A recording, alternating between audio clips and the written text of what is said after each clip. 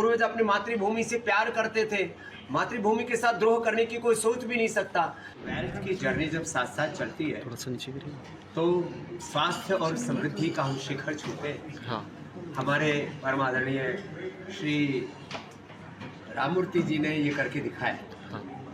और 30 गुणा तक बीएससी को ऊंचाई पर लेकर के गए।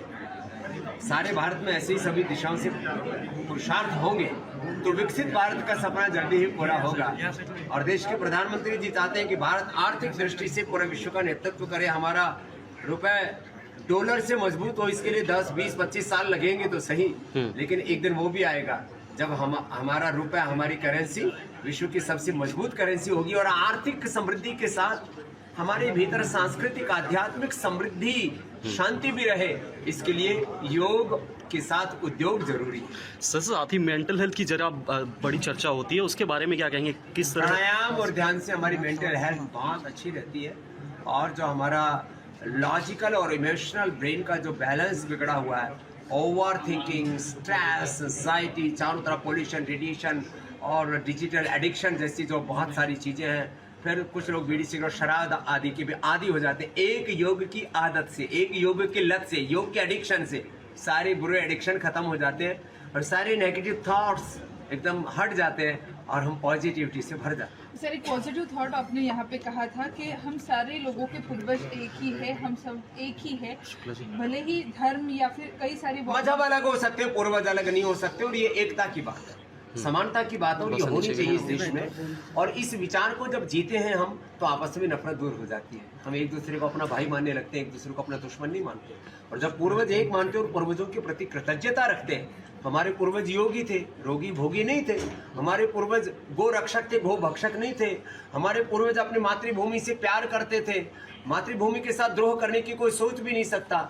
जब हम एक पूर्वजों को समान रूप से आदर देते हैं और अपने पूर्वजों को अपना आदर्श मानते हैं तो राम का रामत्व, कृष्ण का कृष्णत्व, शिव का शिवत्व वो हमें अपना लगने लगता है। तो इस देश के साथ हमारा जो इमोशनल कनेक्ट है वो और गहरा होता है। इसलिए हम सबके पूर्वज एक है, मजहब अलग हो सकते हैं, ये विचार राष्ट्रीय एकता, अखंडता, संप्रभुता के लिए जरूरी है।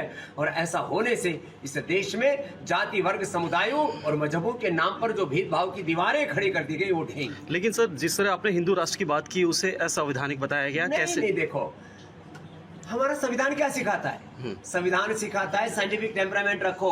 तो ये साइंटिफिक टेम्परामेंट है कि हम सबके पूर्वज एक हैं। देश का संविधान हमें सिखाता है राष्ट्र की एकता, अखंडता, संप्रभुता और राष्ट्र की समृद्धि को, राष्ट्र के हित को हम सर्वोपरि रखें। तो जब हम एक दूसरे के साथ एक होकर के जिएंगे, और हिंदुत्व ये कोई मजहबी भाव नहीं है। जो हिंदुस्तान में पैदा वो हिंदुस्तानी है। अब मैं दूसरे शब्दों में कहूँ, हम सब भारतीय हैं, इसमें कोई दिक्कत है क्या? हम सब भारतीय, हम सबके पूर्वज भारतीय, हम सबके पूर्वज आर्य, हिंदू, वैदिक है, एक ही बात है।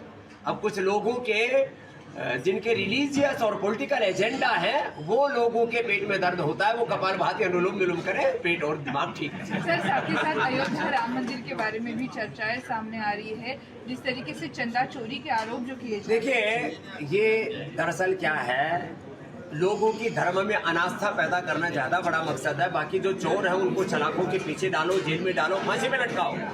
न राम मंदिर में चोरी होनी चाहिए, न देश की संस्थाओं में चोरी होनी चाहिए, न राजनीतिक चोरी होनी चाहिए, न धार्मिक चोरी होनी चाहिए। चोरी चकारी तो हमारा स्वभाव ही नहीं है। तो देश तो सत्य का और सदाचार का है, सत्य में जयते यतो धर्मस्ततो जयः। इसलिए जिन्होंने भी चोरी चकारी की उनको दंड मिलना चाहिए। और किसी भी प्रकार की आर्थिक अशुचिता न तो धर्म में